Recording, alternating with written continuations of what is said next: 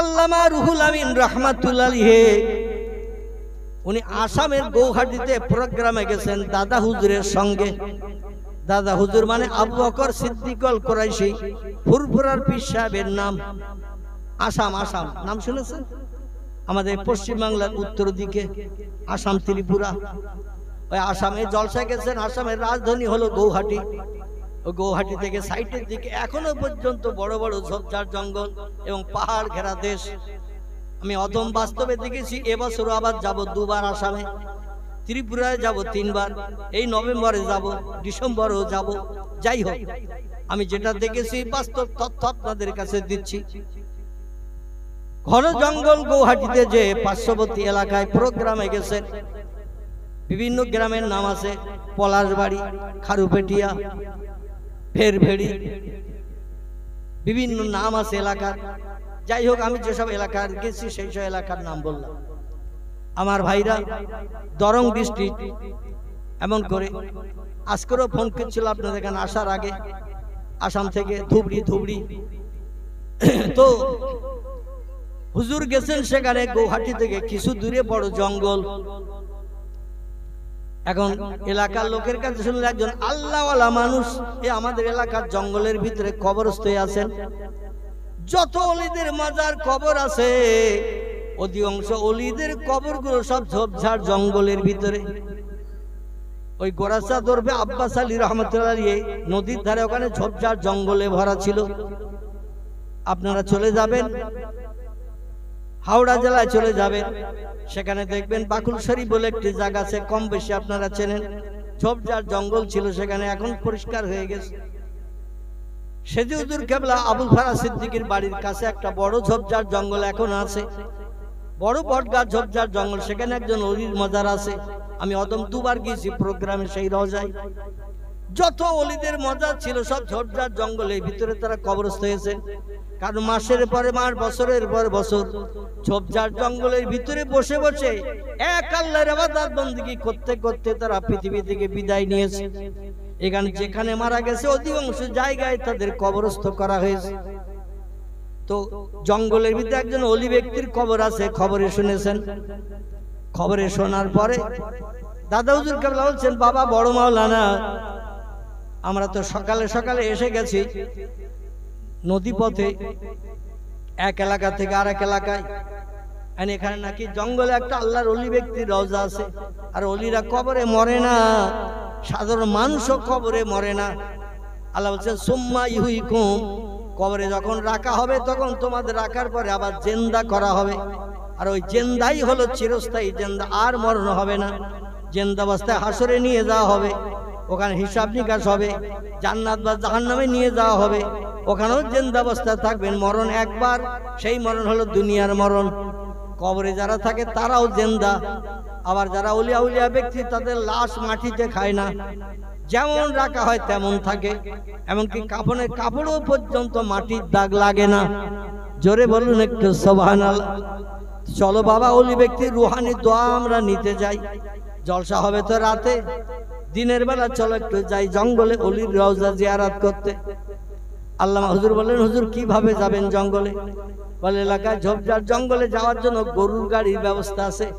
এখনকার যুগের কথা নয়, এখান থেকে 100 বছর আগের কথা, যখন আমাদের দেশে ট্রেন ছিল না, বাস ছিল না, এরোপ্লেনও তৈরি হয়নি, উড়োজাহাজ হয়নি, রকেট হয়নি, স্কুটি হয়নি, অ্যাপোলো হয়নি, হেলিকপ্টারও হয়নি, মানুষ কিছুই যখন বানায়নি, তখনকার কথা বলছি।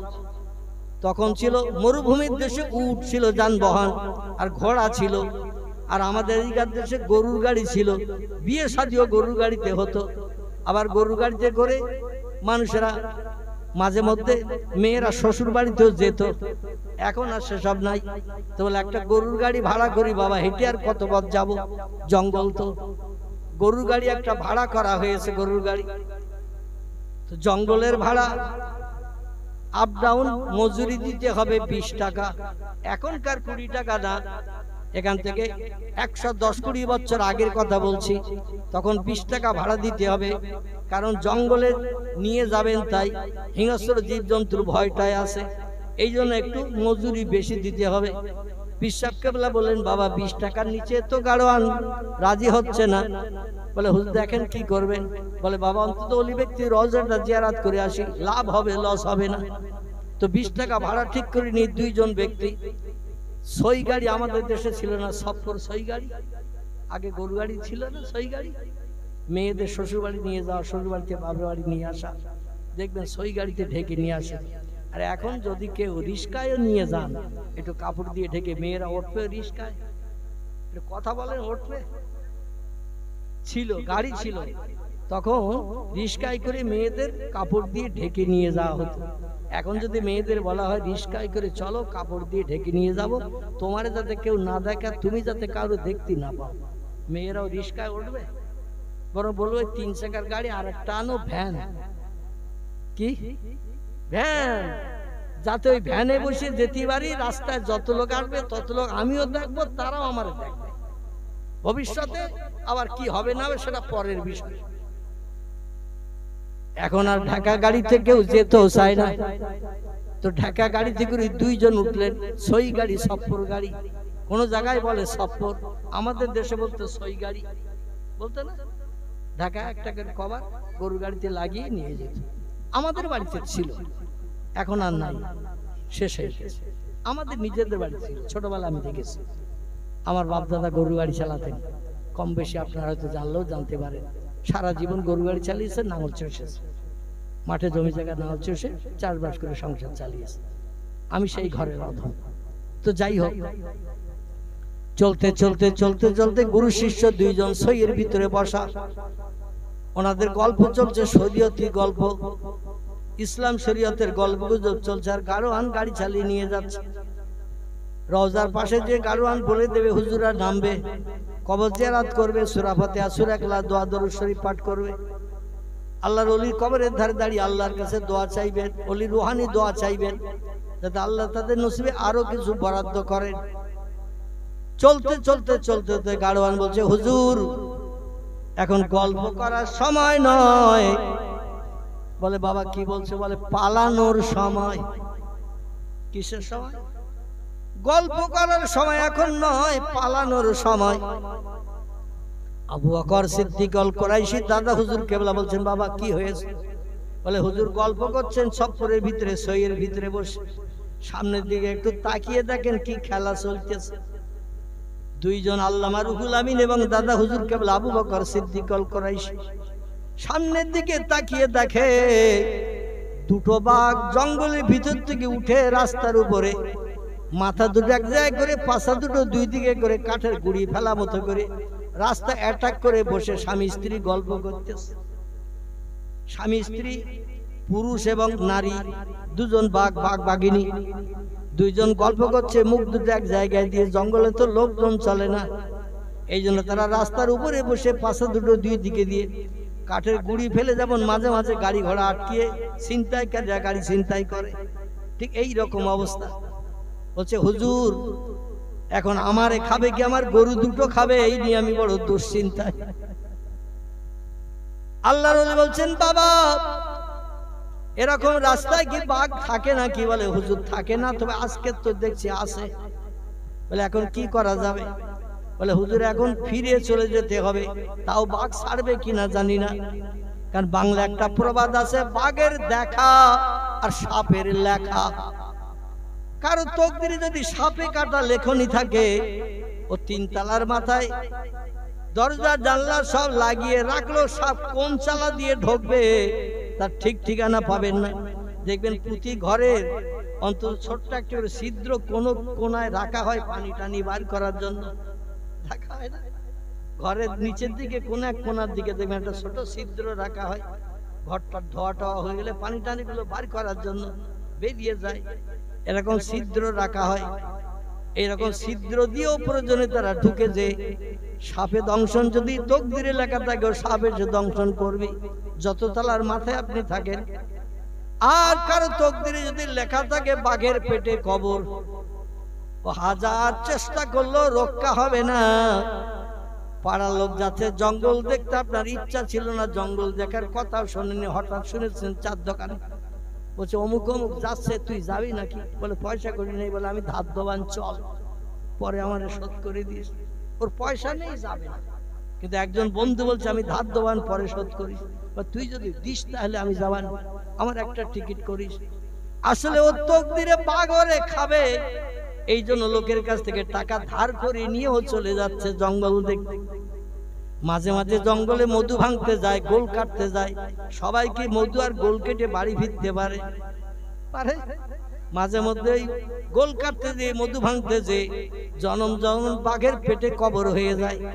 কারণ বাঘ যদি একবার কোনো ব্যক্তির দিকে মহব্বতের নজরে তাকায়, আমি সেই খোদার কসম খেয়ে বললেও অত্যুক্তি হবে না, বাঘ যদি একবার কারো দিকে মহব্বতের নজরে তাকায়,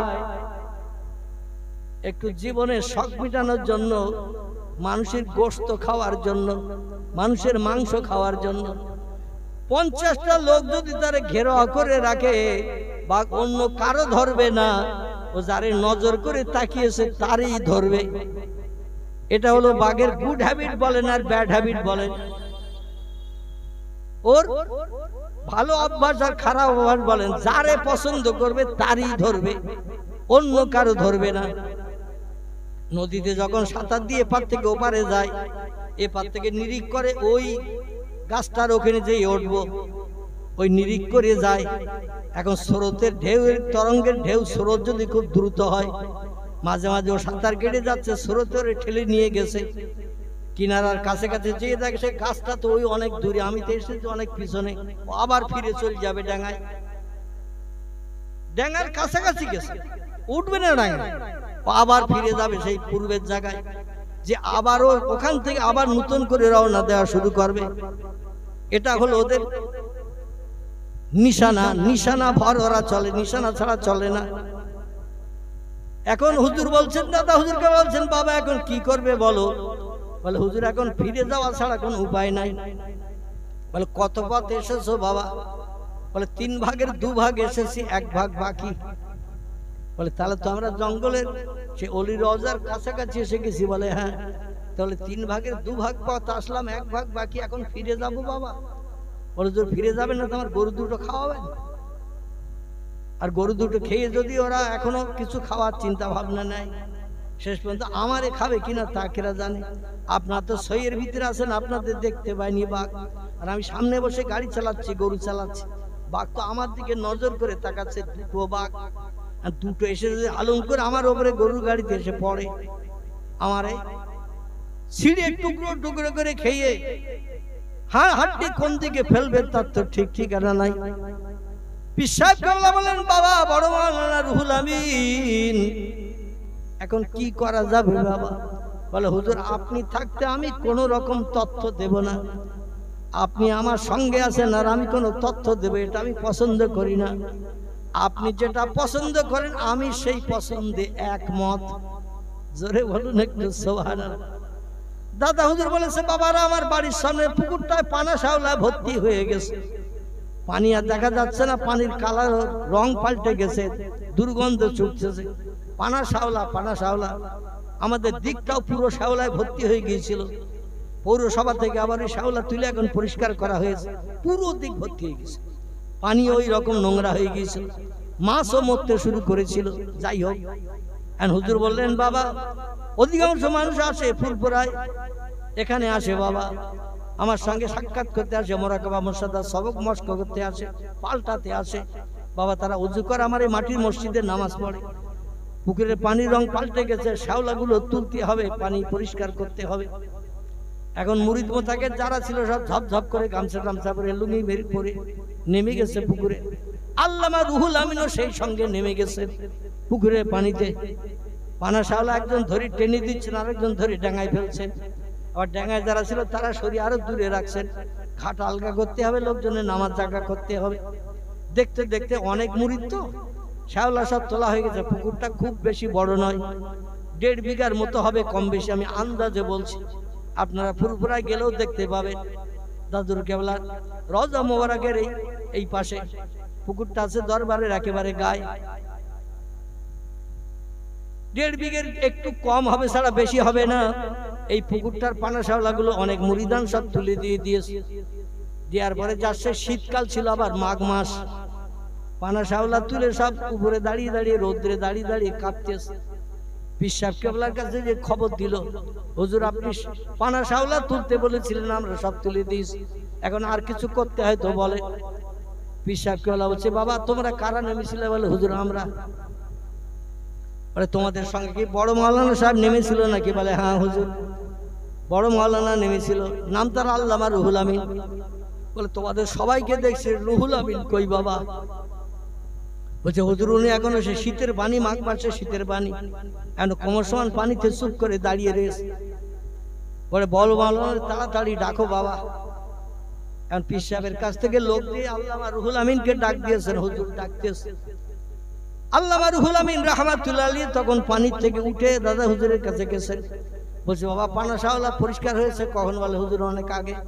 বলে লোকজন তোমার সঙ্গে আর কেউ পুকুরে ছিল? বলে না হুজুর। বলতে সবাই উঠে এসেছে, তুমি ওঠে নাও কেন বাবা?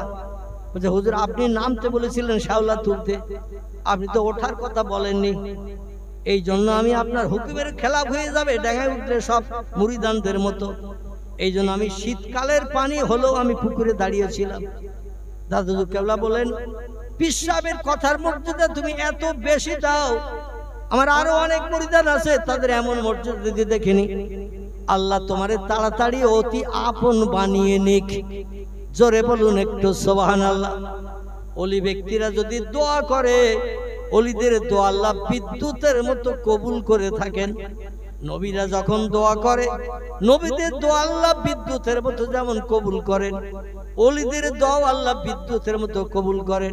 মার ভাইরা, কেচ্ছা যদি শুনতে চান আমি নিয়ে আসছি সামনের দিকে, একটুখানি ধৈর্য ধরেন। আল্লাহ পাক রব্বুল আলামিন বললেন, ও আমার বান্দা বান্দিরা তোমরা শোনো, পৃথিবীর সেরা সৃষ্টি শোনো, মান আমানা বিল্লাহ, আমারে তোমরা দেখতে পাবে না, না দেখে আমারে স্রষ্টা বলে মান্যতা দিতে হবে, বিশ্বাস করতে হবে। 2 নম্বর হলো আল ইয়াউমুল আখির, পরকাল বলে আমি লম্বা জিন্দেগি বানিয়েছি, জিন্দেগির শেষ নাই। পূর্বে একটা প্রশ্ন করেছিলাম আপনাদের কাছে, মনে আছে কিনা? সব জিনিসের শেষ আছে, একটা জিনিসের শেষ নাই। বলেছিলাম পূর্বে, বলেছিলাম, কিন্তু আপনারা তথ্য দিতে পারেন নাই, কেউ আপনারা বলেনও নাই। হুজুর আপনি বলে দেন। সব জিনিসের শেষ আছে, একটা জিনিসের শেষ নাই, সেটি হলো মরণের পরে আল্লাহ হাসরের মাঠে হিসাব নিকাশ করে যে যেখানকার অধিবাসী হবে, 2টি দল হবে, একটি দল হবে জান্নাতি, একটি দল হবে জাহান্নামী।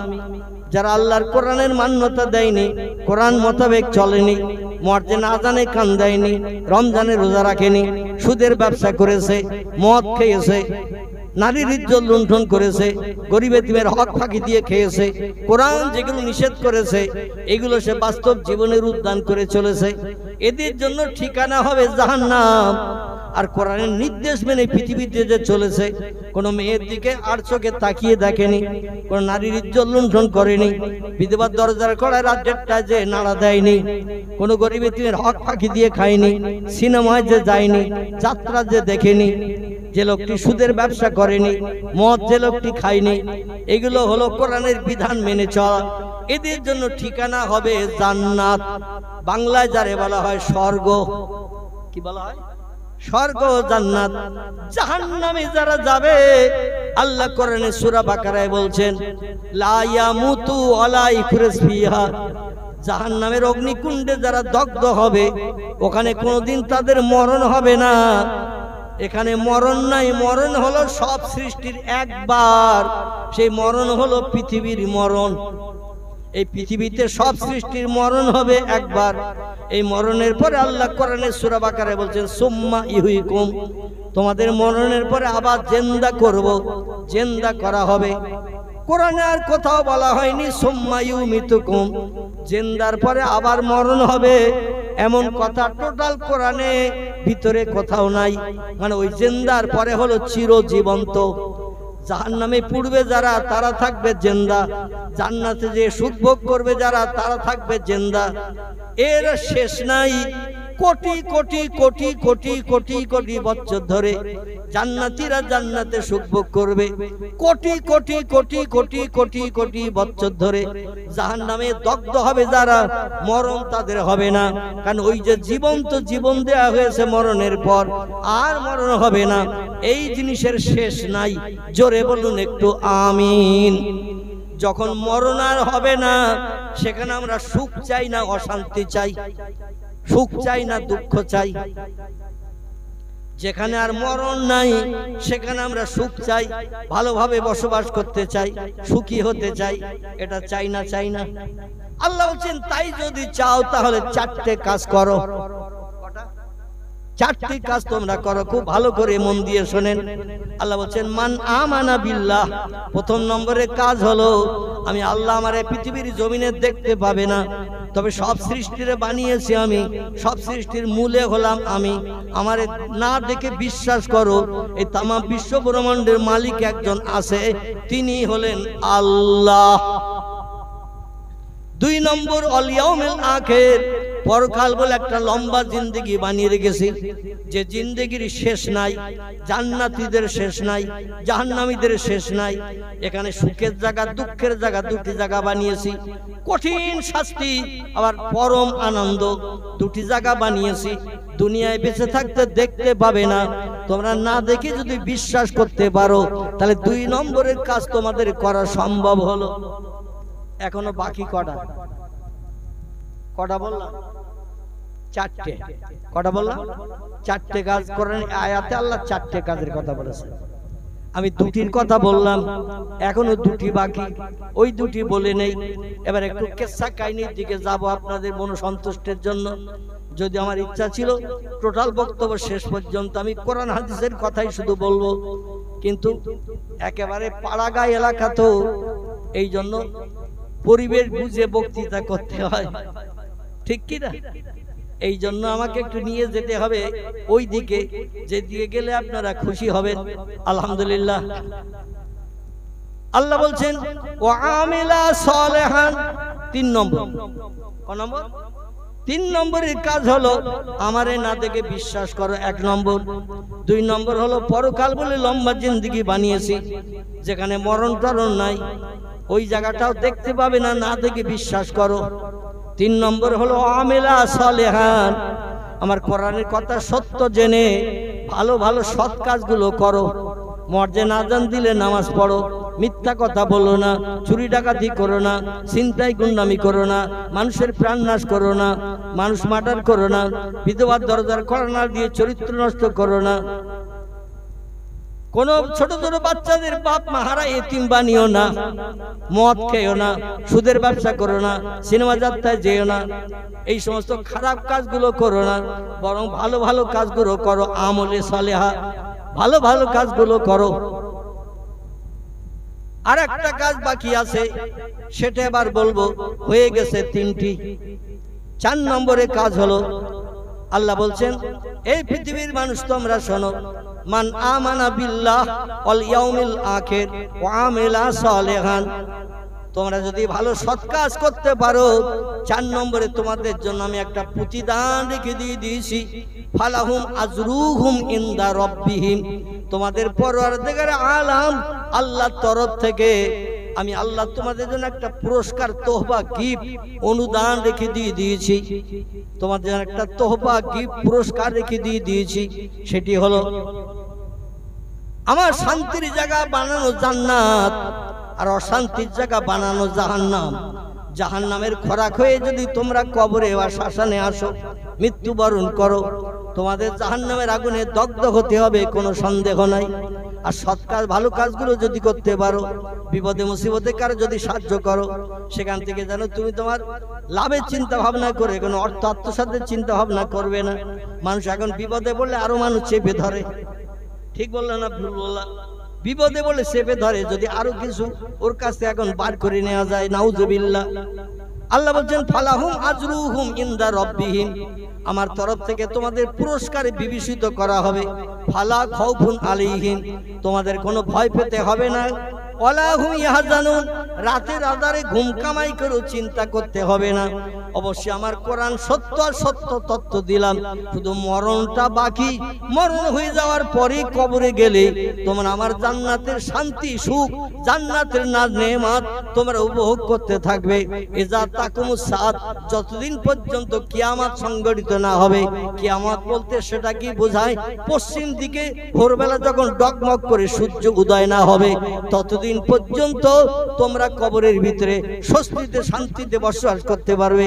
আমার জান্নাতের নাজ নেয়ামত গুলো আমার ফেরেশতাদের মাধ্যম দিয়ে তোমাদের কবরে দৈনন্দিন পরিবেশন করা হবে। আর একটু জোরে বলুন নারায়ে তাকবীর। আমরা আল্লাহরে বিশ্বাস করি, আবার মাঝে মাঝে বলি সেই তো আল্লাহর বাপকে আছে, আমার বাপ ছিল তাই আমি হয়েছি, মা ছিল তাই মার পেটে আমি হয়েছি। এই মগজে চিন্তা হয় না? হয় না? আমরা বংশ জেনারেশন পরস্পর এই পৃথিবীতে হয়েছে, আল্লাহর বাপকে, আল্লাহর মাকে, আল্লাহ ছেলে কটা, মেয়ে কটা, আল্লাহর দাদার নাম কি, দাদির নাম কি, এসব চিন্তা মগজে আসে না? আসে না? কথা বলেন একটু। যারা চিন্তাবিদ মানুষ তারা মগজে সব কথাগুলো নিয়ে আসে। যে কোনো সূত্র না পেলে তো কিছু বানানো যায় না। বিজ্ঞানীদের তথ্য, কিছু জিনিস বানাতে গেলে সূত্র লাগে, সেই সূত্র নিয়ে রিসার্চ করে নিত্য নতুন জিনিস বানায়। তো আল্লাহ কিভাবে হইল, এই সূত্র তো একটা লাগবে। এই রকম চিন্তা ভাবনা যাদের মগজে আসে, তারা একদিন চিন্তা করতে করতে নাস্তিক হিসাবে বিবেচিত হয়ে যায়। নাস্তিক তাদের বলা হয় যারা স্রষ্টা মানে না, ধর্ম মানে না, এদের বলা হয় নাস্তিক। আস্তিক তাদের বলে যারা আল্লাহরে না দেখে বিশ্বাস করে, আসমান জমিন দেখে বিশ্বাস করে। কুল সিরু ফিল আরদ, তোমরা আমারে যদি জানতে চাও, চিনতে চাও, ঘরে রান্নাঘরে বসে থেকো না, ঘরের ভিতরে থেকো না, বারান্দায় থেকো না, আমার জমিনে একটু বেরিয়ে পড়ো। পৃথিবীর জমিনে বেরিয়ে পড়ে আমার বানানোর নিদর্শনগুলো একটু দেখো, দেখলেই বুঝতে পারবে এই সব জিনিসের মালিক একজন আছে। জোরে বলুন একটু সুবহানাল্লাহ। পৃথিবীতে দুটি দলের মানুষ আল্লাহকে মেনেছেন। আসুন এবার নিয়ে যায় আপনাদের সেদিকে, যাতে শুনতে ভালো লাগে, বুঝতেও সুবিধা হয়। দুটি দলের মানুষ আল্লাহরে না দেখে বিশ্বাস করেছে। একটি দলের নাম হলো নবী আম্বিয়ার দল, একটি দলের নাম হলো ওলি আউলিয়ার দল। বোঝা গেল? দুটি দলের মানুষ আল্লাহরে না দেখে বিশ্বাস করেছেন, স্রষ্টা হিসাবে তারা মান্যতা দিয়েছে।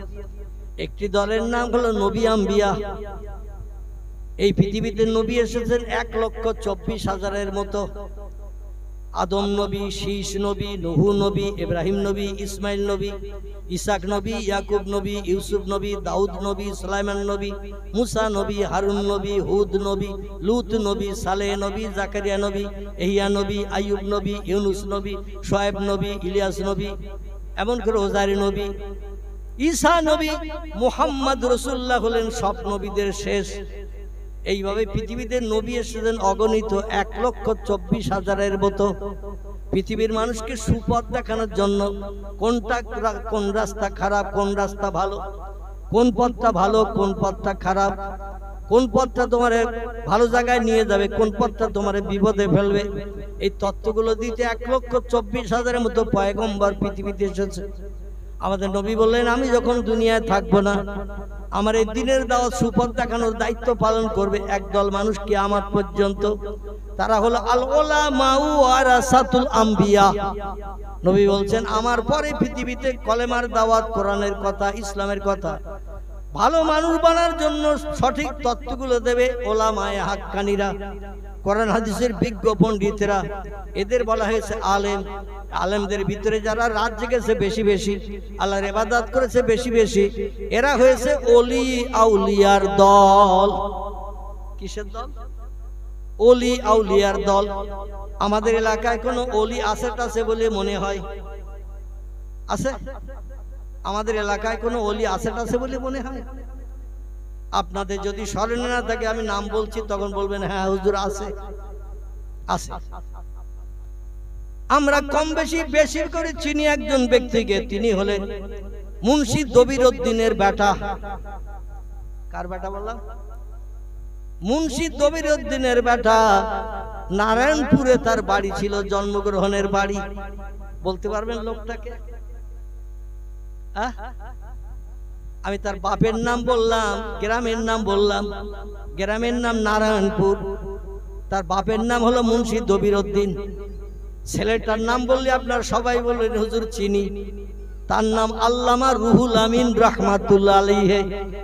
চেনেন তো নাকি?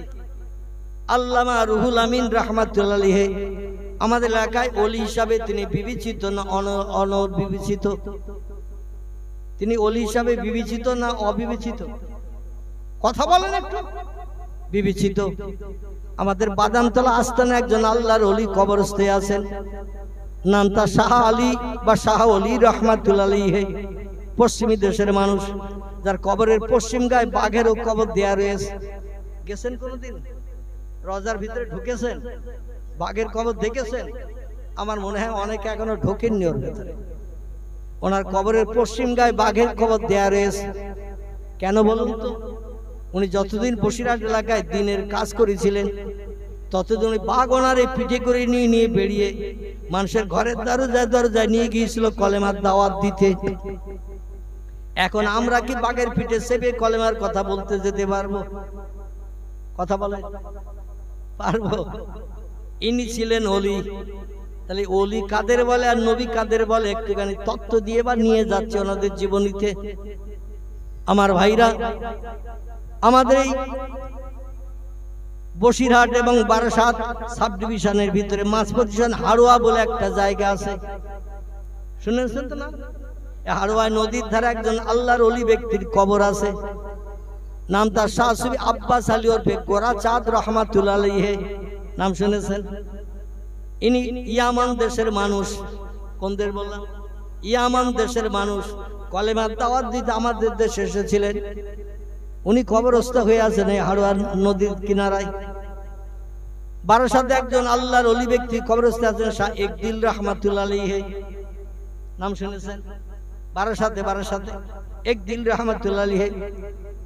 বসিরহাট আল্লামার ওস্তাদ পীর সাহেব ছিলেন যিনি, তিনি আমাদের হুগলি জেলার ফুলপুরা জমিনে কবরস্থ আছেন। নাম তার আবু বকর সিদ্দিক আল কুরাইশি রাহমাতুল্লাহ আলাইহি। এনারা ছিলেন ওলির তবকার মানুষ। আর নবীর নাম আমি পূর্বে বলেছি, এই দুটি দলের মানুষ আল্লাহরে আপন বানিয়েছিলেন রাত জেগে জেগে। নবীরা যেমন রাত জেগে জেগে আল্লাহরে আপন বানিয়েছেন, আল্লাহ কোরআনের 15 পারা একটি সূরা কোট করেছেন। সূরাটির নাম হলো সূরাতুল বনি ইসরাইল। কি নাম বললাম? সূরায়ে বনি ইসরাইল। এই সূরায়ে বনি ইসরাইল আল্লাহ পাক তত্ত্ব দিচ্ছেন, ওমিনাল লাইলি ফাতাহাজ্জাদ বিহি নাফিলাতাল্লাক আসা আইয়াব আসাকা মাকামা। আল্লাহ পাক বলছেন, ও পৃথিবীর মানুষ তোমরা শোনো, আসা আইয়াব আসাকা রব্বুকা মাকামাম মাহমুদা। আমাকে যদি আপন বানাতে চাও, রাত্র দ্বীপ্রহরের পরে একটু বিবি বাচ্চার মায়া ছাড়ো, শান্তির সজ্জা বিছানায় লাথি মারো, ঘুমকে হারাম করো, যাই নামাজে খাড়া হয়ে যাও, দাঁড়িয়ে যাও। যত সময় মুয়াজ্জিনের আজান ফজরে না শুনবে, আসসালাতু খায়রুম মিনান নাওম, এই আজান যত সময় না শুনবে, তত সময় আমার ইবাদতে, নফল ইবাদতে মত্ত হও। এই নামাজটির নাম আল্লাহ কোরআনে কোট করেছেন ফাতাহাজ্জাদ বিহি।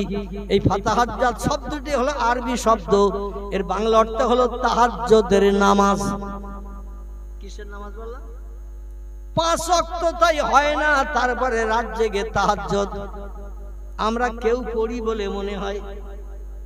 আল্লাহ বলেন, আমার আপন যদি হতে চাও, আপন হয়েছে তারা, বিবির মায়া ছেড়েছে রাতে যারা, বিছানায় লাঠি মেরেছে যারা, ঘুমকে হারাম করেছে যারা, আমারে আপন বানানোর জন্য নামাজে যাই নামাজে দাঁড়িয়ে গেছে যারা, তারা হলো আমার প্রেমিক আল্লাহওয়ালা আপন ব্যক্তি। এদের নাম হলো ওলি আউলিয়ার দল। আমি যত ওলির নাম আপনাদের কাছে করছি, ইরাকের বাগদাদের জমিনে একজন ওলি কবরস্থ আছেন, নাম তার আব্দুল কাদের জিলানী। শুনেছেন নাম? সমস্ত ওলিদের সেরা ওলি যিনি, বেশি বেশি করে ইবাদত করে সবার থেকে সেরার মর্যাদা পেয়েছেন। এরা যখন মর্যাদা পেয়েছেন, আল্লাহ নবী বলছেন, মান কানা লিল্লাহ, যে লোকটি রাত জেগে জেগে বিবি বাচ্চার মায়া ছেড়ে, ঘুমকে হারাম করে, শান্তির সজ্জা বিছানা পরিত্যাগ করে, আল্লাহর রেজামন্দির জন্য সূরা কেরাত পাঠ করে করে, রুকু সাজদা করে করে, আল্লাহরে খুশি করবে যারা, আফজাল ইবাদাতে ইবাদাতুস সালাহ। হাদিস শরীফে নবী বলছেন সবথেকে উত্তম ইবাদতের নাম হলো নামাজ। আর এই নামাজের ভিতরে রাতের নামাজটাই হলো আল্লাহর কাছে সবথেকে বেশি প্রিয়। আর এই নামাজ যারা আদায় করেছে আল্লাহ বলছেন কান আল্লাহু লাহু, আল্লাহ নবী বলছেন কান আল্লাহু লাহু, আল্লাহ তাদের অতি আপন হয়ে যায়। তাদের কোনো সমস্যায় পড়লে চিন্তা করতে হয় না, ভাবনা করতে হয় না, আমি আল্লাহ তাদের সমস্যার সমাধান করে মুখে হাসি ফুটাই। জোরে বলুন একটু সুবহানাল্লাহ, নারায়ে তাকবীর। আল্লামা রুহুল আমিন রাহমাতুল্লাহ আলাইহি উনি আসামের গৌহাটিতে প্রোগ্রামে গেছেন দাদা হুজুরের সঙ্গে। দাদা হুজুর মানে আবু বকর সিদ্দিক আল কুরাইশি, ফুরফুরার পীর সাহেবের নাম। আসাম, আসাম নাম শুনেছেন? আমাদের পশ্চিম বাংলার উত্তর দিকে আসাম, ত্রিপুরা। ওই আসামে জলসায় গেছেন। আসামের রাজধানী হলো গৌহাটি। ওই গৌহাটি থেকে সাইটের দিকে এখনো পর্যন্ত বড় বড় ঝোপঝাড় জঙ্গল এবং পাহাড় ঘেরা দেশ। আমি অদম বাস্তবে দেখেছি। এবছর আবার যাব দুবার আসামে। ত্রিপুরায় যাব 3 বার, এই নভেম্বরে যাব, ডিসেম্বরেও যাব। যাই হোক, আমি যেটা দেখেছি বাস্তব তথ্য আপনাদের কাছে দিচ্ছি। ঘন জঙ্গল গৌহাটিতে যে পার্শ্ববর্তী এলাকায় প্রোগ্রামে গেছেন। বিভিন্ন গ্রামের নাম আছে, পলাশবাড়ি, খারুপেটিয়া, ফেরভেড়ি, বিভিন্ন নাম আছে এলাকার। যাই হোক, আমি যেসব এলাকার গেছি সেই সব এলাকার নাম বললাম।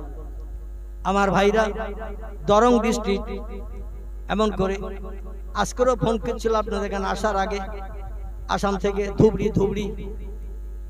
তো হুজুর গেছেন সেখানে গৌহাটি থেকে কিছু দূরে বড় জঙ্গল। এখন এলাকার লোকের কাছে শুনলে একজন আল্লাহওয়ালা মানুষ আমাদের এলাকার জঙ্গলের ভিতরে কবরস্থ হয়ে আছেন। যত অলিদের মাজার কবর আছে অধিকাংশ অলিদের কবরগুলো সব ঝোপঝাড় জঙ্গলের ভিতরে। ওই গোরাসা দরবে আব্বাস আলী রহমতুল্লাহ আলাইহি নদীর ধারে ওখানে ঝোপঝাড় জঙ্গলে ভরা ছিল। আপনারা চলে যাবেন হাওড়া জেলায়, চলে যাবেন, সেখানে দেখবেন বাকুলশরী বলে একটি জায়গা আছে, কম বেশি আপনারা চেনেন। ঝোপঝাড় জঙ্গল ছিল সেখানে, এখন পরিষ্কার হয়ে গেছে। সেজি হুজুর কেবলা আবুল ফারা সিদ্দিকের বাড়ির কাছে একটা বড় ঝোপঝাড় জঙ্গল এখন আছে, বড় বটগাছ ঝোপঝাড় জঙ্গল। সেখানে একজন অলির মাজার আছে। আমি অদম 2 বার গিয়েছি প্রোগ্রামে সেই রওজায়। যত অলিদের মাজার ছিল সব ঝোপঝাড় জঙ্গলের ভিতরে তারা কবরস্থ হয়েছে। কারণ মাসের পরে মাস, বছরের পর বছর ঝোপঝাড় জঙ্গলের ভিতরে বসে বসে এক আল্লাহর ইবাদত বندگی করতে করতে তারা পৃথিবী থেকে বিদায় নিয়েছে। এখানে যেখানে মারা গেছে অধিকাংশ জায়গায় তাদের কবরস্থ করা হয়েছে। তো জঙ্গলের ভিতরে একজন অলি ব্যক্তির কবর আছে, খবরে শুনেছেন। খবরে শোনার পরে দাদা হুজুর কেবলা বলছেন, বাবা বড় মাওলানা, আমরা তো সকালে সকালে এসে গেছি নদী পথে এক এলাকা থেকে আরেক এলাকায়। এখানে নাকি জঙ্গলে একটা আল্লাহর অলি ব্যক্তির রওজা আছে। আর অলিরা কবরে মরে না, সাধারণ মানুষও কবরে মরে না। আল্লাহ বলছেন সুম্মা ইউহয়িকুম, কবরে যখন রাখা হবে তখন তোমাদের রাখার পরে আবার জিন্দা করা হবে। আর ওই জিন্দাই হলো চিরস্থায়ী জিন্দা, আর মরণ হবে না। জিন্দা অবস্থায় হাসরে নিয়ে যাওয়া হবে, ওখানে হিসাব নিকাশ হবে, জান্নাত বা জাহান্নামে নিয়ে যাওয়া হবে, ওখানেও জিন্দা অবস্থায় থাকবেন। মরণ একবার, সেই মরণ হলো দুনিয়ার মরণ। কবরে যারা থাকে তারাও জিন্দা। আবার যারা উলিয়া উলিয়া ব্যক্তি তাদের লাশ মাটিতে খায় না, যেমন রাখা হয় তেমন থাকে। এমনকি কাফনের কাপড়ও পর্যন্ত মাটির দাগ লাগে না। জোরে বলুন একটু সুবহানাল্লাহ। চলো বাবা, অলি ব্যক্তির রুহানি দোয়া আমরা নিতে যাই। জলসা হবে তো রাতে, দিনের বেলা চলো একটু যাই জঙ্গলে অলির রওজা জিয়ারত করতে। আল্লামা হুজুর বললেন, হুজুর কিভাবে যাবেন জঙ্গলে? বলে এলাকায় ঝোপঝাড় জঙ্গলে যাওয়ার জন্য গরুর গাড়ির ব্যবস্থা আছে। এখনকার যুগের কথা নয়, এখান থেকে 100 বছর আগের কথা, যখন আমাদের দেশে ট্রেন ছিল না, বাস ছিল না, এরোপ্লেনও তৈরি হয়নি, উড়োজাহাজ হয়নি, রকেট হয়নি, স্কুটি হয়নি, অ্যাপোলো হয়নি, হেলিকপ্টারও হয়নি, মানুষ কিছুই যখন বানায়নি তখনকার কথা বলছি। তখন ছিল মরুভূমির দেশে উট ছিল যানবাহন, আর ঘোড়া ছিল, আর আমাদের এইখান দেশে গরুর গাড়ি ছিল, বিয়ে শাদিও গরুর গাড়িতে হতো। আবার গরুর গাড়িতে করে মানুষেরা মাঝে মধ্যে মেয়েরা শ্বশুর বাড়িতেও যেত। এখন আর সেসব নাই। তো বলে একটা গরুর গাড়ি ভাড়া করি বাবা, হেঁটে আর কত পথ যাবো, জঙ্গল তো। গরুর গাড়ি একটা ভাড়া করা হয়েছে, গরুর গাড়ি। তো জঙ্গলের ভাড়া আপ ডাউন মজুরি দিতে হবে 20 টাকা। এখনকার 20 টাকা না, এখান থেকে 110-20 বছর আগের কথা বলছি, তখন 20 টাকা ভাড়া দিতে হবে।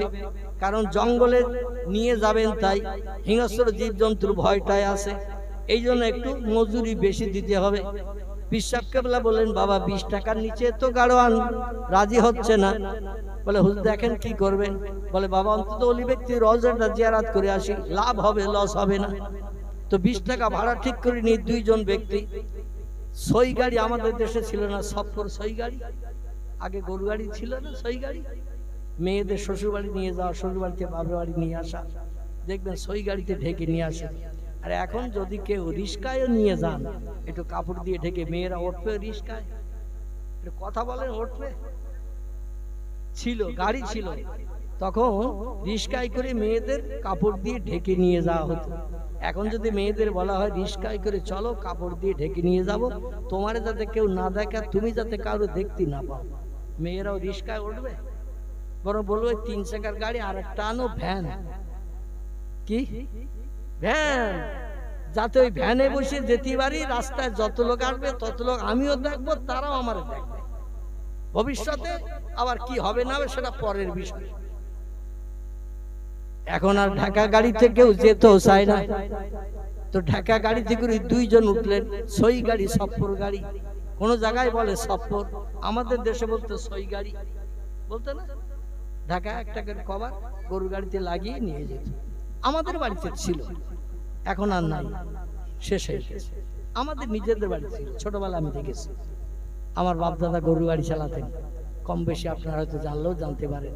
সারা জীবন গরু গাড়ি চালিয়েছে, নাঙল চষেছে, মাঠে জমি জায়গা নাঙল চষে চাষবাস করে সংসার চালিয়েছে। আমি সেই ঘরের অধম। তো যাই হোক, চলতে চলতে চলতে চলতে গুরু শিষ্য 2 জন সইয়ের ভিতরে বসা, ওনাদের গল্প চলছে, শরীয়তি গল্প, ইসলাম শরীয়তের গল্প গুজব চলছে। আর গাড়োয়ান গাড়ি চালিয়ে নিয়ে যাচ্ছে। রওজার পাশে যে গাড়োয়ান বলে দেবে হুজুরা নামবে, কবর জিয়ারত করবে, সূরা ফাতিহা, সূরা ইখলাস, দোয়া দরুদ শরীফ পাঠ করবে। আল্লাহর ওলির কবরের ধারে দাঁড়িয়ে আল্লাহর কাছে দোয়া চাইবেন, ওলি রুহানি দোয়া চাইবেন, যাতে আল্লাহ তাদের নসিবে আরো কিছু বরাদ্দ করেন। চলতে চলতে চলতে গাড়োয়ান বলছে হুজুর এখন গল্প করার সময় নয়। বলে বাবা কি বলছে? বলে পালানোর সময়। কিসের সময়? গল্প করার সময় এখন নয়, পালানোর সময়।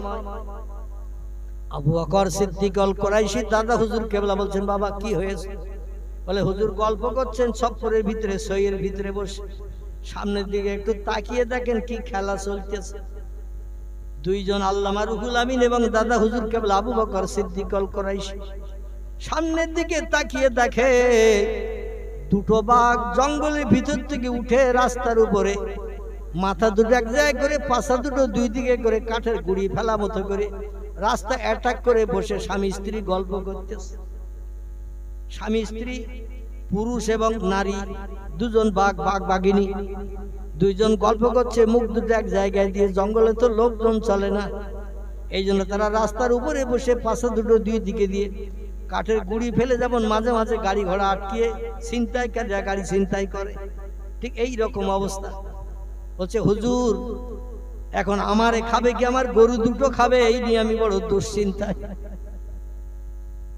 আল্লাহর ওলি বলছেন বাবা এরকম রাস্তায় কি বাঘ থাকে নাকি? বলে হুজুর থাকে না, তবে আজকে তো দেখছি আছে। বলে এখন কি করা যাবে?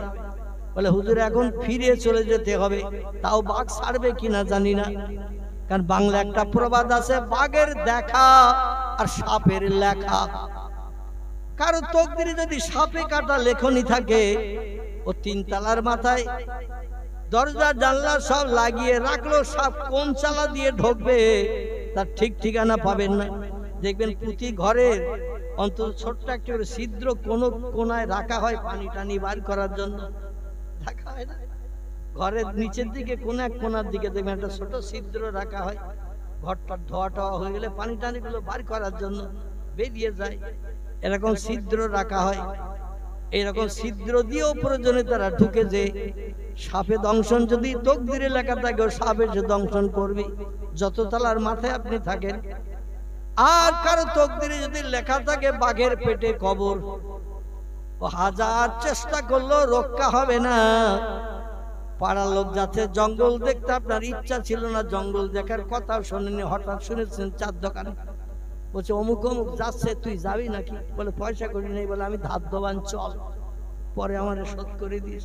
ওর পয়সা নেই, যাবে না, কিন্তু একজন বন্ধু বলছে আমি ধার দেবান, পরে শোধ করিস। তুই যদি দিস তাহলে আমি যাবান, আমার একটা টিকিট করিস। আসলে ও তকদিরে বাগরে খাবে, এই জন্য লোকের কাছ থেকে টাকা ধার করে নিয়েও চলে যাচ্ছে জঙ্গল দেখতে।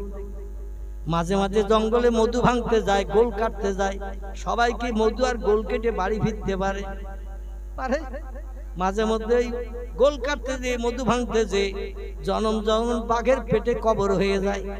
কারণ বাঘ যদি একবার কোনো ব্যক্তির দিকে মহব্বতের নজরে তাকায়, আমি সেই খোদার কসম খেয়ে বললেও অত্যুক্তি হবে না, বাঘ যদি একবার কারো দিকে মহব্বতের নজরে তাকায়, একটু জীবনের শখ মিটানোর জন্য, মানুষের গোশত খাওয়ার জন্য, মানুষের মাংস খাওয়ার জন্য 50টা লোক যদি তারে ঘেরাও করে রাখে, বাঘ অন্য কারো ধরবে না, ও যারে নজর করে তাকিয়েছে তারই ধরবে। এটা হলো বাঘের গুড হ্যাবিট বলেন আর ব্যাড হ্যাবিট বলেন। ওর ভালো অভ্যাস আর খারাপ অভ্যাস বলেন, যারে পছন্দ করবে তারই ধরবে, অন্য কারো ধরবে না। নদীতে যখন সাঁতার দিয়ে এপার থেকে ওপারে যায়, এপার থেকে নিরিখ করে ওই গাছটার ওখানে যেই উঠবো, ওই নিরিখ করে যায়। এখন স্রোতের ঢেউ, তরঙ্গের ঢেউ, স্রোত যদি খুব দ্রুত হয়, মাঝে মাঝে ও সাঁতার কেটে যাচ্ছে, স্রোতের ঠেলে নিয়ে গেছে কিনারার কাছে কাছে, যেয়ে দেখে সে গাছটা তো ওই অনেক দূরে, আমি তো এসেছি অনেক পিছনে, আবার ফিরে চলে যাবে ডাঙায়। ডাঙার কাছাকাছি গেছে, উঠবে না ডাঙায়, আবার ফিরে যাবে সেই পূর্বের জায়গায়, যে আবারও ওখান থেকে আবার নতুন করে রওনা দেওয়া শুরু করবে। এটা হলো ওদের নিশানা। নিশানা ভর ওরা চলে, নিশানা ছাড়া চলে না। এখন হুজুর বলছেন, দাদা হুজুরকে বলছেন, বাবা এখন কি করবে বলো? বলে হুজুর এখন ফিরে যাওয়া ছাড়া কোনো উপায় নাই। বলে কত পথ এসেছো বাবা?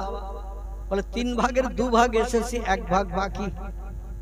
বলে তাহলে তো আমরা জঙ্গলের সে অলি রওজার কাছাকাছি এসে গেছি। বলে হ্যাঁ। তাহলে 3 ভাগের 2 ভাগ পথ আসলাম, 1 ভাগ বাকি, এখন ফিরে যাবো বাবা। বলে যদি ফিরে যাবেন না, তোমার গরু দুটো খাওয়াবেন, আর গরু দুটো খেয়ে যদি ওরা এখনো কিছু খাওয়ার চিন্তা ভাবনা নেয়, শেষ পর্যন্ত আমারে খাবে কিনা তা কেরা জানে। আপনার তো সইয়ের ভিতরে আছেন, আপনাদের দেখতে পাইনি বাঘ, আর আমি সামনে বসে গাড়ি চালাচ্ছি, গরু চালাচ্ছি, বাঘ তো আমার দিকে নজর করে তাকাচ্ছে। 2 বাঘ, আর দুটো এসে যদি আলম করে আমার ওপরে গরুর গাড়িতে এসে পড়ে, আমারে ছিঁড়ে টুকরো টুকরো করে খেয়ে হাড্ডি কোন দিকে ফেলবে তার তো ঠিক ঠিকানা নাই। বিশ্বাস করলাম, বলেন বাবা বড় মাওলানা রুহুল আমিন, এখন কি করা যাবে বাবা? বলে হুজুর আপনি থাকতে আমি কোনো রকম তথ্য দেব না, আপনি আমার সঙ্গে আছেন আর আমি কোনো তথ্য দেব এটা আমি পছন্দ করি না। আপনি যেটা পছন্দ করেন আমি সেই পছন্দে একমত। জোরে বলুন একটু সুবহানাল্লাহ। দাদা হুজুর বলেছে, বাবারা আমার বাড়ির সামনে পুকুরটায় পানা শ্যাওলা ভর্তি হয়ে গেছে, পানি আর দেখা যাচ্ছে না, পানির কালার রং পাল্টে গেছে, দুর্গন্ধ ছুটছে, পানা শ্যাওলা পানা শ্যাওলা। আমাদের দিকটাও পুরো শ্যাওলায় ভর্তি হয়ে গিয়েছিল, পৌরসভা থেকে আবার ওই শ্যাওলা তুলে এখন পরিষ্কার করা হয়েছে, পুরো দিক ভর্তি হয়ে গেছে, পানি ওই রকম নোংরা হয়ে গিয়েছিল, মাছও মরতে শুরু করেছিল। যাই হোক, হুজুর বললেন, বাবা অধিকাংশ মানুষ আসে ফুলপুরায়, এখানে আসে বাবা, আমার সঙ্গে সাক্ষাৎ করতে আসে, মোরাকাবা মুর্শিদা সবক মস্ক করতে আসে, পাল্টাতে আসে বাবা। তারা উজু করে আমার এই মাটির মসজিদে নামাজ পড়ে। পুকুরের পানির রং পাল্টে গেছে, শ্যাওলাগুলো তুলতে হবে, পানি পরিষ্কার করতে হবে। এখন মুরিদ মোতাকে যারা ছিল সব ঝপঝপ করে গামছা টামছা করে লুঙ্গি বের করে নেমে গেছে পুকুরে। আল্লামা রুহুল আমিনও সেই সঙ্গে নেমে গেছে। পুকুরের পানিতে। পানা শাওলা একজন ধরে টেনে দিচ্ছেন, আরেকজন ধরে ডাঙায় ফেলছেন। আবার ডাঙায় যারা ছিল তারা সরিয়ে আরো দূরে রাখছেন। ঘাট আলগা করতে হবে, লোকজনের নামাজ জায়গা করতে হবে। দেখতে দেখতে অনেক মুরিদ তো শাওলা সব তোলা হয়ে গেছে। পুকুরটা খুব বেশি বড় নয়, 1.5 বিঘার মতো হবে কম বেশি, আমি আন্দাজে বলছি। আপনারা ফুরফুরায় গেলেও দেখতে পাবেন। দাদুর কেবলার রওজা মোবারকের এই পাশে পুকুরটা আছে, দরবারের একেবারে গায়ে। 1.5 বিঘের একটু কম হবে, ছাড়া বেশি হবে না। এই পুকুরটার পানা শাওলাগুলো অনেক মুরিদান সব তুলে দিয়েছে। দেওয়ার পরে যাচ্ছে শীতকাল ছিল, আবার মাঘ মাস। পানা শাওলা তুলে সব উপরে দাঁড়িয়ে দাঁড়িয়ে রোদ্রে দাঁড়িয়ে দাঁড়িয়ে কাঁপতেছে।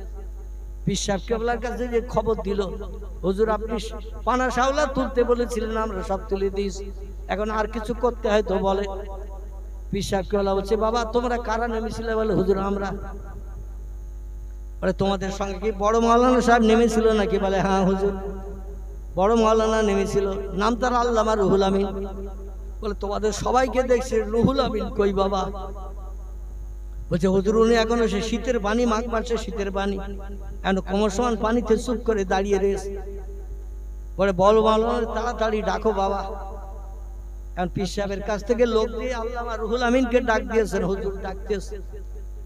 আল্লামা রুহুল আমিন রাহমাতুল্লাহ আলাইহি তখন পানির থেকে উঠে দাদা হুজুরের কাছে গেছেন। বলছে বাবা পানা শাওলা পরিষ্কার হয়েছে কখন? বলে হুজুর অনেক আগে। বলে লোকজন তোমার সঙ্গে আর কেউ পুকুরে ছিল? বলে না হুজুর। বলতে সবাই উঠে এসেছে, তুমি ওঠে নাও কেন বাবা? বলছে হুজুর আপনি নামতে বলেছিলেন শাওলা তুলতে, আপনি তো ওঠার কথা বলেননি, এই জন্য আমি আপনার হুকুমের খেলাফ হয়ে যাবে ডাঙায় উঠলে সব মুরিদানদের মতো, এই জন্য আমি শীতকালের পানি হলেও আমি পুকুরে দাঁড়িয়েছিলাম। দাদু কেবলা বলেন, পীর সাহেবের কথার মর্যাদা তুমি এত বেশি দাও, আমার আরো অনেক মুরিদান আছে, তাদের এমন মর্যাদা দেখিনি।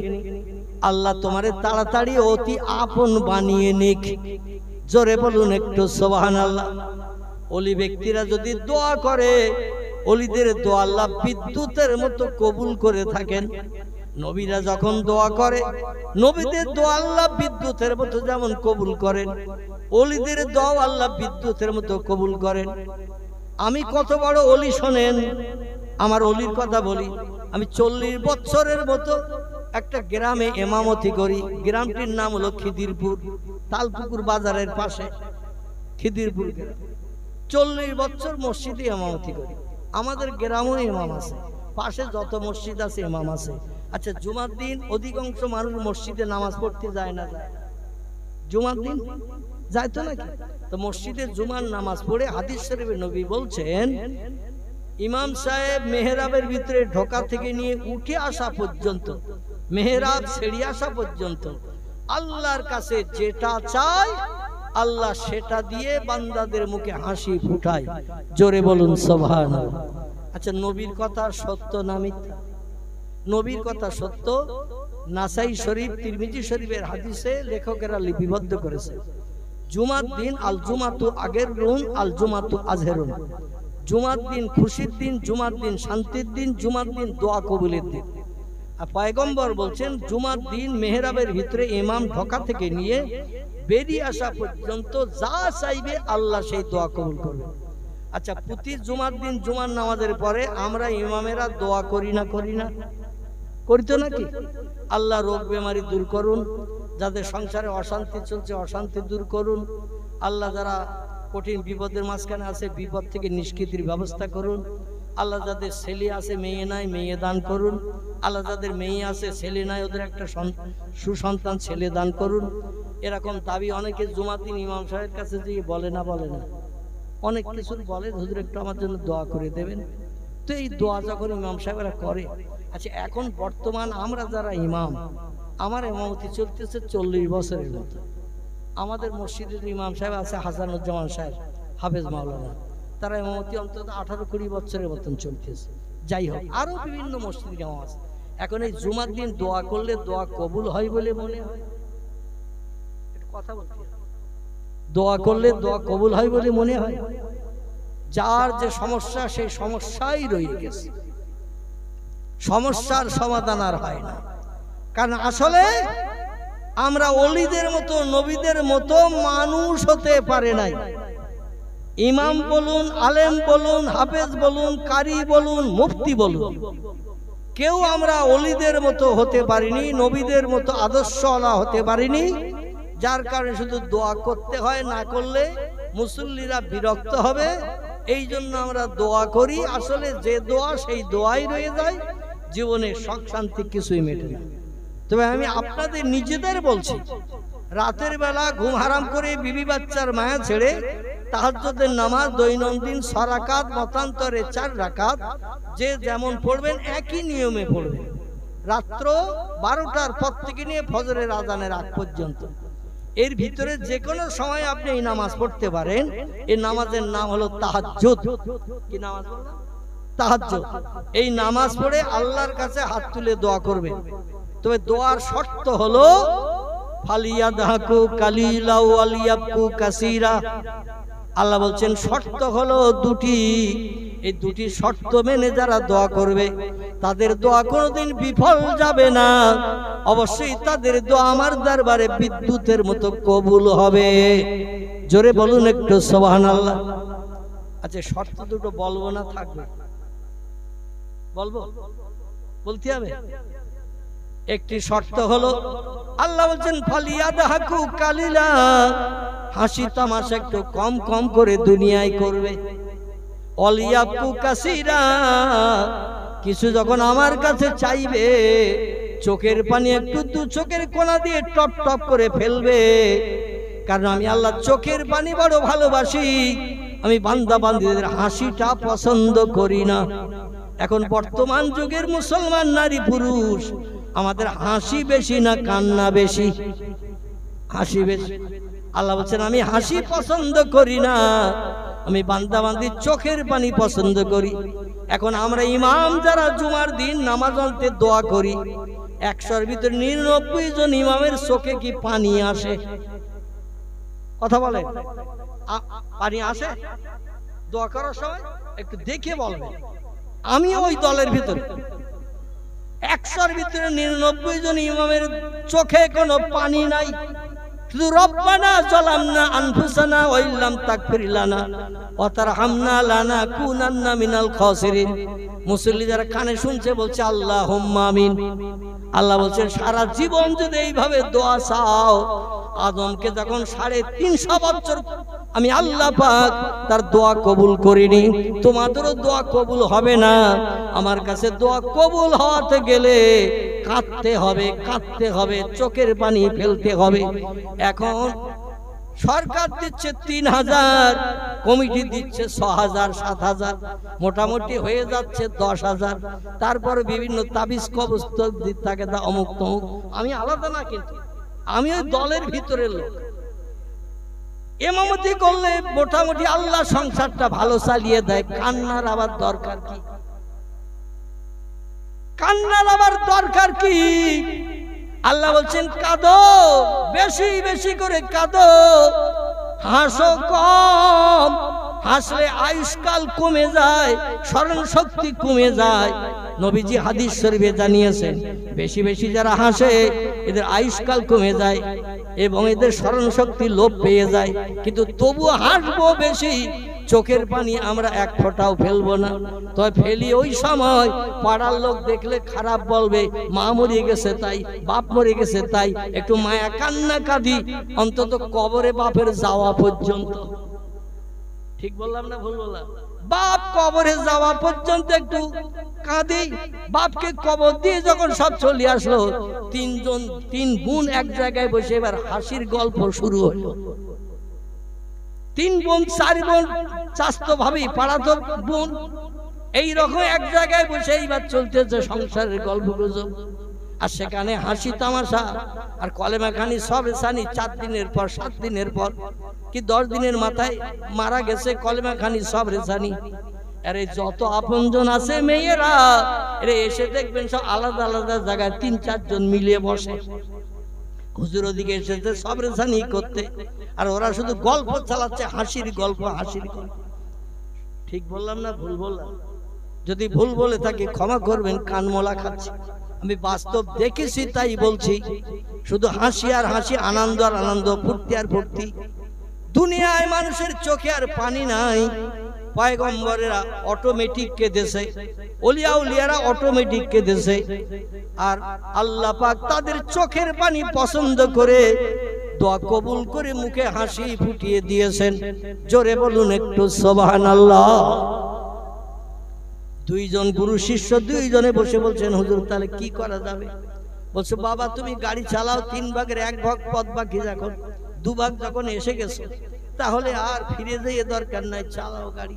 বলে, হুজুর বাঘ শুয়ে রয়েছে দেখতে পাচ্ছেন না, কাঠের গুড়ি ফেলা মতো রাস্তা আটকিয়ে রেখেছে, গাড়ি চালিয়ে নিয়ে যেতে গেলে নিচেতে ঘুরিয়ে নিয়ে যেতে হবে, নিচে তো ঘুরিয়ে নিয়ে যাওয়া যায় না, গাছপালা সব ভর্তি, ওখান তো গাড়ি যাওয়ার পথ নাই। বলছে, বাবা গাড়ি পর্যন্ত চলো। গাড়োয়ান বলছে, আমারও খাওয়াবেন গরুর সঙ্গে? বলছেন, বাবা তাহলে তুমি কি বলতে চাচ্ছ? আমরা একটু অলির রওজা জিয়ারত করবো চিন্তা ভাবনা করছি। বলে, হুজুর তাহলে আপনারা গাড়োয়ান হন, আর আমার এখন সর ভিতরে ঢোকার সুযোগ দেন, আমি এখন ভিতরে যাই, খাই, আপনাদের দুজন আর খাক, আমি অন্তত বাঘ আপনাদের দুজনা ধরে নিয়ে চলে গেলে আমি তো বাড়ি ফিরে যেতে পারি, গরু দুটো খাই খাক, পরবর্তী ধার দেনা করে আবার গরু কিনবো। তো দাদা হুজুর পীর কেবলা বলছেন, বাবা বড় মাওলানা আমি তো গরু গাড়ি টাড়ি চালাতে জানি না, এখন আমাদের গাড়ি চালাতে বলছে, তো কি করা যাবে? আল্লামা রুহুল আমিন বললেন, হুজুর অসুবিধা নাই, চিন্তা নাই, ওলা তাহজান ওলা তাখাফ, ভয় নাই, চিন্তা নাই। আমার বাড়ি ছিল টাকি নারায়ণপুরে, আমার বাবার নাম ছিল মুন্সি দবিরউদ্দিন। তিনি বাল্যকালে সংসার নির্বাহের জন্য গরুর গাড়ি চালাতেন। টাকি জমিদার বাবুদের গরুর গাড়িতে করে মাল বসিরহাট থেকে নিয়ে ওদের বাড়িতে পৌঁছে দিতেন টাকি জমিদারদের। আমার বাবার সঙ্গে আমি বহুবার গরুর গাড়িতে করে বসিরহাটে এসেছি, মাল নিয়ে আবার জমিদারদের বাড়ি পৌঁছে দিয়েছি। গরুর গাড়ি চালানো অভ্যাস আমার আছে হুজুর। শুধু তাই না, খেজুর গাছে উঠে রস পাড়ার অভ্যাস আমার আছে। জোরে বলুন একটু সুবহানাল্লাহ। যে কোনো লোকের ওই খেজুর গাছে যে শীতকালে রস হয় না, 1 কলসি রস যে কোনো লোকের উঠে পারতে বললি পারতে পারবে? যে গাছে উঠতে জানে না ও কোনোদিন উঠতে চাবে না, কারণ শরীর কখন পাবো আর 1 কলসি রস নিয়ে পাড়া সম্ভব? আল্লামা হুজুর বললেন, আমার খেজুর গাছের মাথায় উঠে কলসি ভরা রস পাড়ারও অভ্যাস আছে, গরিবের সন্তান আমি। বলে, বাবা তাহলে কি বলতে চাইছো? বলে, হুজুর আপনি যদি গাড়ি চালানোর অভ্যাস আপনার না থাকে, আপনার যেতে হবে না, আর আমি আপনার যেতেও দেব না। আমার গরু গাড়ি চালানোর অভ্যাস আছে হুজুর, আমি যাচ্ছি। গাড়োয়ান ডেকে বলে, এ আসামের গাড়োয়ান, গৌহাটির গাড়োয়ান, তুমি ভিতরে সফরের ভিতরে শহরের ভিতরে ঢুকে যাও, এবার গাড়ির গাড়োয়ান হব আমি। আল্লামা হুজুর গরু দুটো দড়ি ধরে নিলেন এক হাতে, পাছন টানিল এক হাতে, নিয়ে বলছে, এ চতুষ্পদ জন্তু গরু, এই গাড়িতে কে আছো তোমরা কি জানো? এই গাড়িতে আমার মুর্শিদ কেবলা, পীর সাহেব কেবলা রয়েছে। আমি তার মনোবাঞ্ছা পূর্ণের জন্য জঙ্গলের অলি ব্যক্তির কবরের ধারে নিয়ে যেতে চাচ্ছি, তাড়াতাড়ি করে রাস্তা এগিয়ে চলো।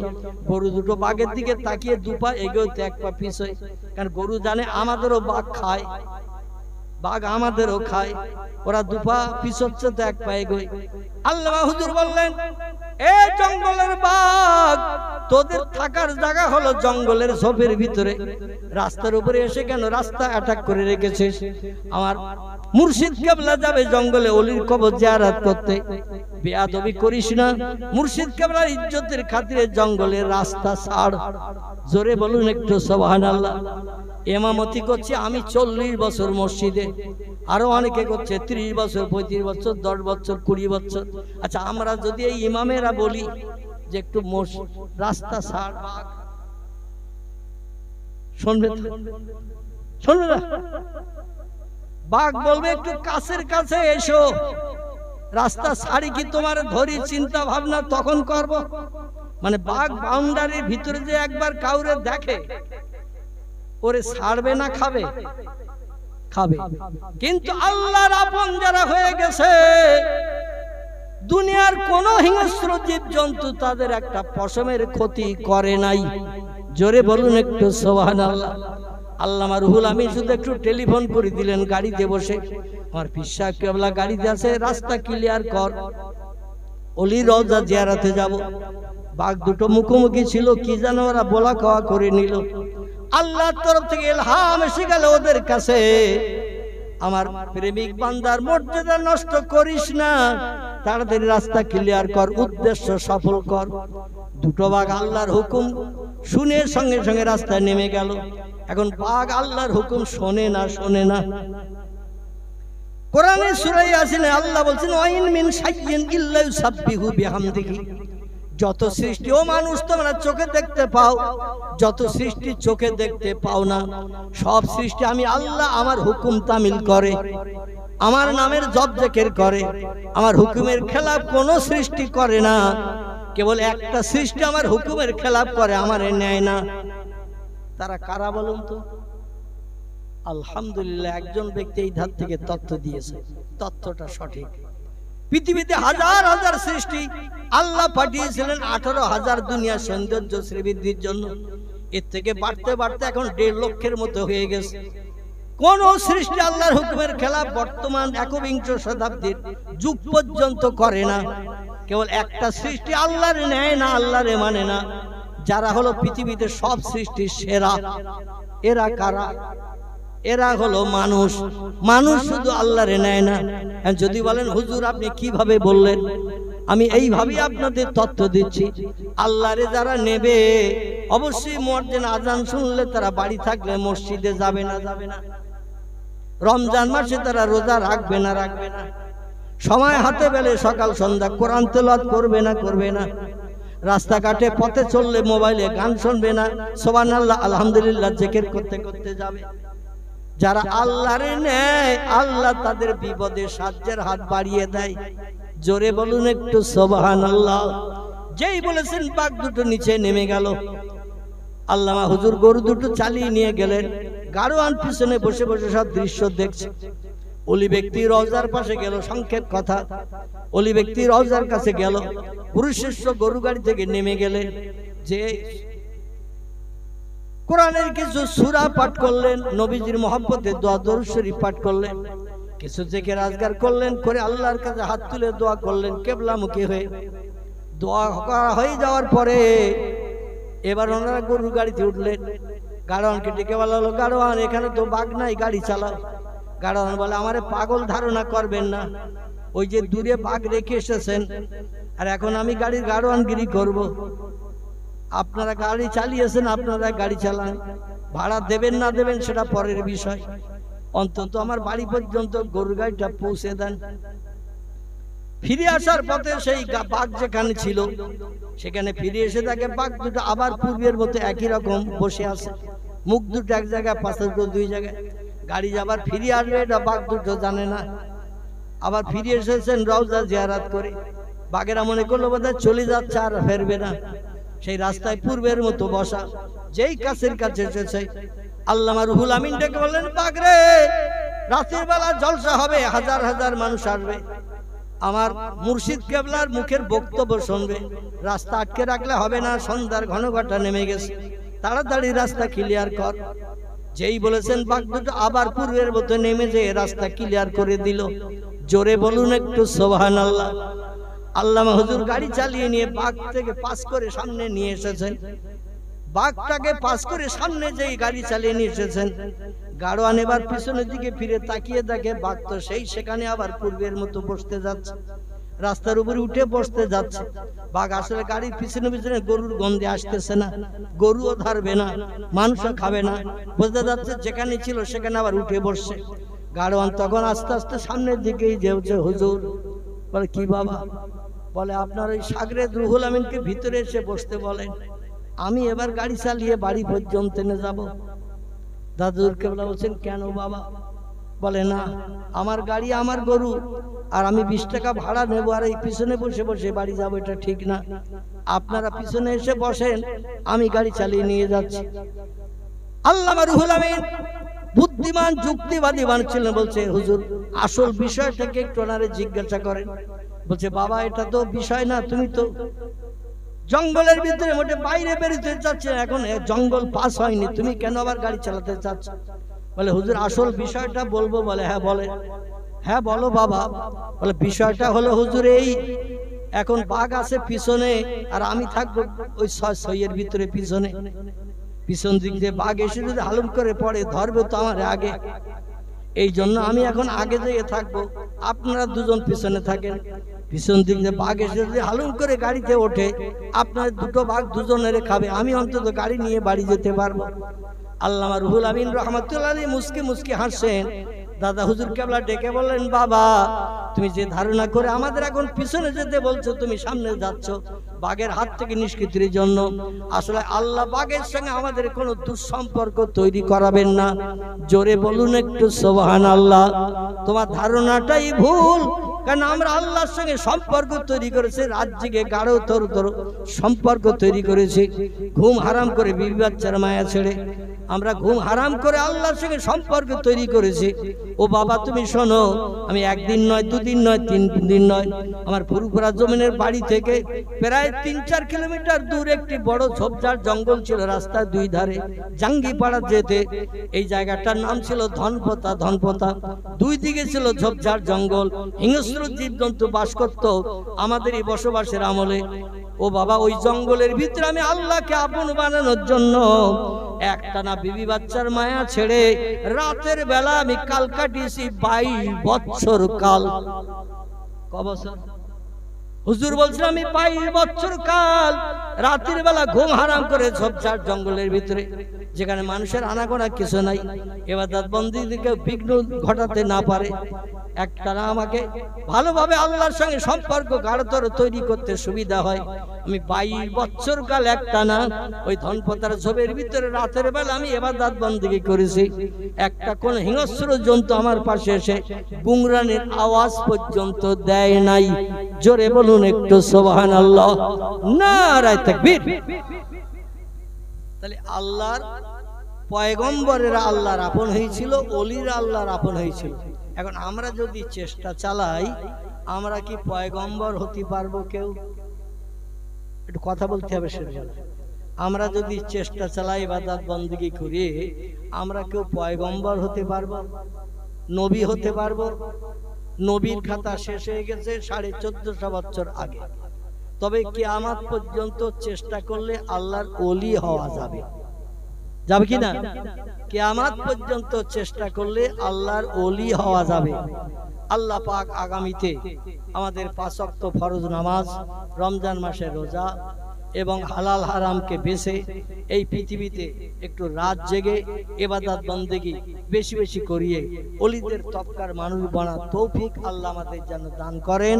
সকলে বলুন আমিন, সকলে বলুন আমিন।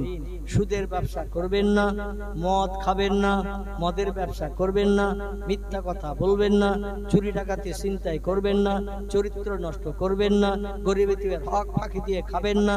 যদি এই সমস্ত কাজগুলো করেন, অবশ্যই ফামাইয়া আমাল মিসকালা যাররাতিন খায়রা ইয়ারা ওমাইয়া আমাল মিসকালা যাররাতিন শাররা ইয়ারা। শস্য দানা পরিমাণ খারাপ কাজ করলে তার প্রতিদান হিসাব হাসরের মাঠে আপনাকে পেতেই হবে, রেহাই নাই। এই জন্য আল্লাহ আমাদের ব্রেন মগজে যে জ্ঞান দান করেছেন, এই জ্ঞান মোতাবেক কোরআনের আদর্শ, পয়গম্বরের চরিত্র মেনে মরণের দিন পর্যন্ত আমরা চলতে পারি, এ তৌফিক আল্লাহ আমাদের সকলকে যেন দান করেন। সকলে বলুন আমিন।